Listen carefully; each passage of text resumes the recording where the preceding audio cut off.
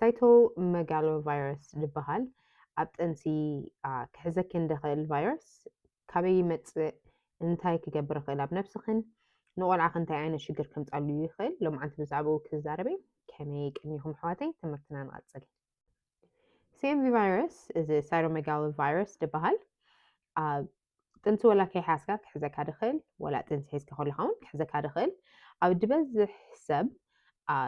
ኣይፍለጠናን ይኾም ከም ዘለና ሕጂ ድበዝሕ ሰብ ከምዚ ሰዓል ድሓዘካ ድኻም ገብረልካ ከምዚ ናይ ሓናት ክሕዘካ ድደለየ ኣብዚ ይስማዓካ ኣብ ጥንሲ ግን ስለምንታይ ንግደሰሉ ከምኡ ተለክን ስለምንታይ ንፍትሸክን ሎምዓንቲ ብዛዕባኡ ክነግረክን ሳይቶሜጋሎቫይረስ ኣብ እዚ herpes ዝበሃል ቫይረስ ምሽ ኣሎ ናይ ከምኡ ዓይነት ግሩፕ ደለው ቫይረሳት ካብኦም ሓንቲ ግሩፕ እያ እዚኣ ሕጂ እዚ ድበዝሕ ግዜ ኣብ ከም ትሪብልክዎ ኣብ ብዙሕ ሰብ ከምኡ ሒዝና ፈልጥ ግን ብዙሕ ኣይርዳእናን እዩ ድበዝሕ ግዜ ኸ ኣብ ቆልዑ ኢና ንሪኦ ሕጂ ኣብ ቆልዑ ብኸመይ ኢና ጥንሲ ሒዝክን እንተለኽን ምስ ቆልዑ ትሰርሓ ተኾንክን ኣፍክን ማስክ ግበራ ንብለክን ንቆልዑ ኣብቲ ጥቓ ኣፎም ደይምስዓም ምክንያቱ እዚ ጡፍጣፎም ብኸምኡ ክሓልፈካ ስለ ዝኽእል ፓምፐር ክትቅይሩ ከለኹም ናይ ቆልዑ ሕጂ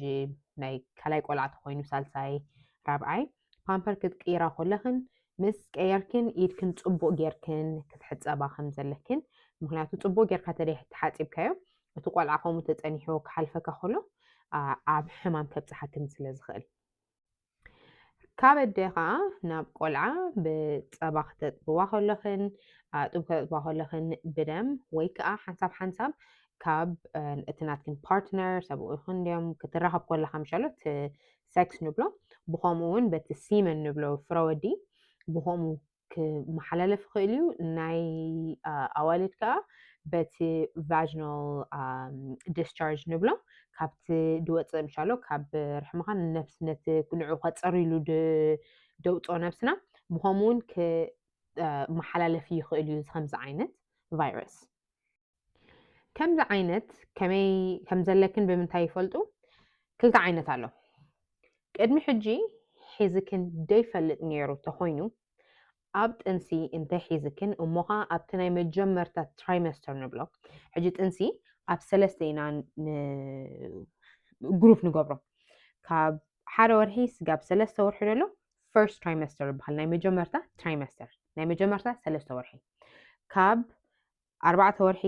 ስጋብ 6 ወርሒ ደሎ ከዓ ሰከንድ ትራይመስተር ይበሃል ካልኣይ ትራይመስተር ማለት እዩ ካብ 6 ስጋብ 9 ደሎኻ እቲ ሳልሳይ ትራይመስተር ይበሃል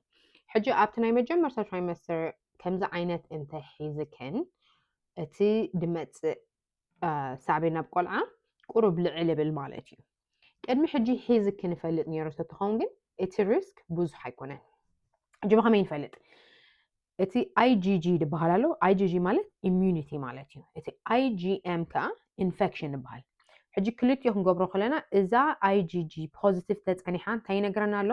ቅድሚ ሕጂ ሒዝክን ነይሩ ነብስኽን ፈሊጥዎ ኣሎ ቀልጢፉ ክባእሶ እዩ ነቲ ቫይረስ እዚ ኔጌቲቭ ተጸኒሑ እዚ ግን ፖዚቲቭ ተጸኒሑ እንታይ ይብለና ደሎ መጀመርታ ግዜኡ ነብስኽን ድሪዮ ደሎ ከምዚ ዓይነት ቫይረስ ሕጂ ብኸመይ ኢና ዝኾነ ግዜ ሰዓል ክሕዘክን ከሎ ረስኒ ተገይረልክን ስኺሉ ድኻም እንተገይረልክን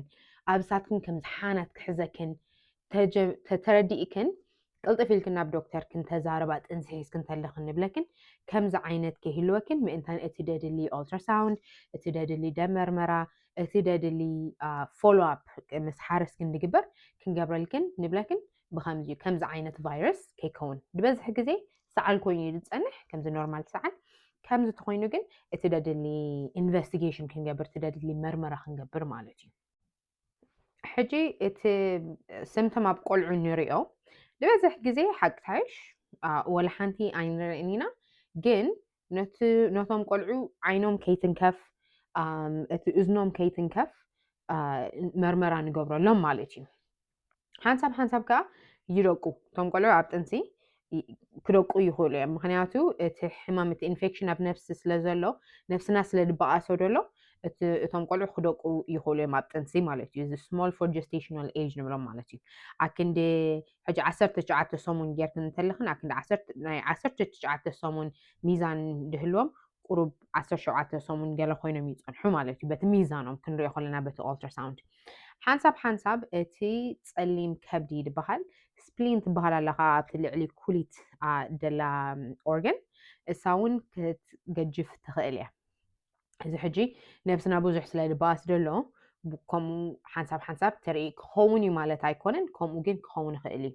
እዚ ጆንደስ ዝበሃል እዚ ብጫ ዝገብሮም ቆርበቶም ከምኡ እውን ሓንሳብ ንርኢ ኢና። እዚ ፕሌትለት ዝበሃል እቲ ደም ንክድስክል ወይ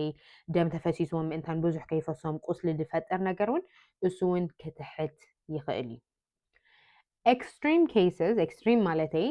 ኣብ ናይ መጀመርታ ትራይመስተር ኣብቲ ናይ መጀመርታ 3 ወርሒ ደሎ ከምኡ ተሒዝክን እሞኻ ቅድሚ ሕጂ ሒዝክን ደይፈልጥ ነይሩ ተኮይኑ ከምዚ ዓይነት ሕማም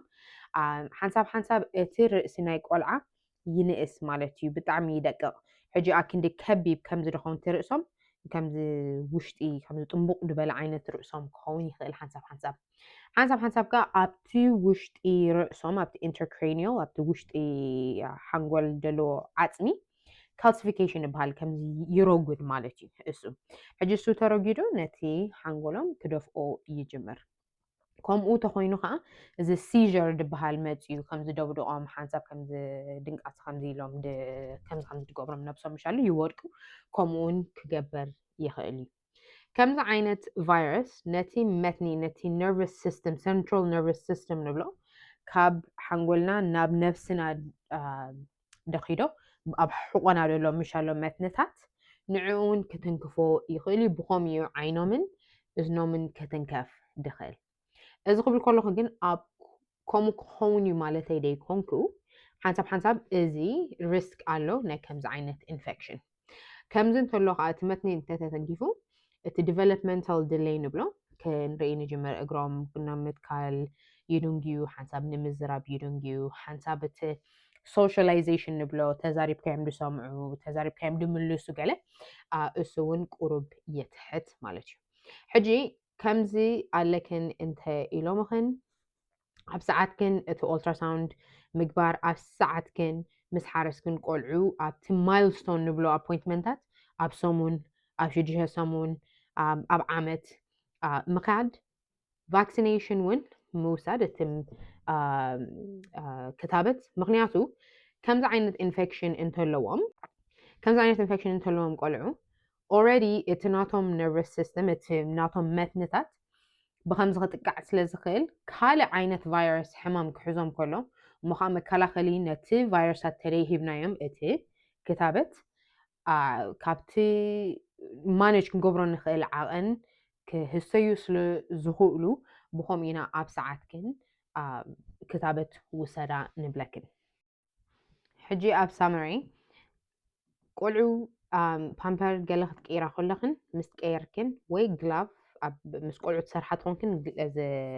ግላቭ ተጠቂምክን ወይ ከዓ ኢድክን ፅቡቅ ጌርክን ክትሕፀባ ኣለክን። ሕፀባ ማለተይ ሳምና ጌርክን ዳርጋ 20 ሰከንድ ኸውን ፅቡቅ ጌርክን ኣብዝታት ክንድዩ ኣብዚ ፅፍራህን ከምዚ እንዳገበርክን ክትፅርዮ ኣለክን ቅድሚ ምግቢ ምብላዕኽን። ምክንያቱ ብኸምኡ ሓልፈክን ስለ ዝኽእል ቆልዑ ኣብ ኣፎም ገለ ደይምስዓም ምክንያቱ ጥንሲ ሒዝክን ከለኽን እቲ ናትክን ክበኣሰልክን ድኽእል ናይ ሕማም እቲ ኢሚዩኒቲ ንብሎ ማለት እዩ ትሒት እዩ ደሎ። ሕጂ ዝኾነ ነገር ከጥቃዓክን ስለ ዝኽእል እንዳ ተጠንቀቕክን ማለት እዩ። ካልኣይ ከዓ ከምዚ ዓይነት ኢንፌክሽን ኣለክን እንተ ኢሎምኽን ሓደ ሓንሳብ ኣሎ መከላኸሊ ከምዚ ከኒና ክንበክን ንኽእል ሓንሳብ ከዓ እቲ ኢንፌክሽን ማራ ተልዒሉ ክንበክና ደይንኽእል እውን ኣሎ። ሕጂ ነፍስኽን እንዳፈተሽክን ኦልትራሳውንድ እንተኢሎምኽን ኣብ ሰዓትክን ቆልዓ ደቂቁሎ እንተኢሎምኽን ክንሕሰክ እንተኢሎምኽን ደይምበኣስ። ካልኣይ ከዓ እቲ ምስ ሓረስክን ደድሊ ኣፖይንትመንታት ሒዝክን ምክንያቱ ቆልዓ ተሃሲኹ ይከውን እስፔሻሊ እቲ ናይ እዝንን እቲ ናይ ዓይንን ተተንኪፉ ይከውን ምእንታን ኣብ ሰዓቶም ክረኣዩ ኣብ ሰዓትክን ኪና hopefully that helps ብዙሕ ሰብ ኣይዛረበሉን እዩ እዚ ግን ፈሊጥናዮ ክንፀንሕ especially ብኢድና ስለንበልዕ ንሕና ዝኾነ ነገር ከይሓልፈክን ፕሊዝ ኢድክን ፅቡቅ ጌርክን ተሓፀባ ንሕጂ ግን ብሩኽ ለይቲ ባይ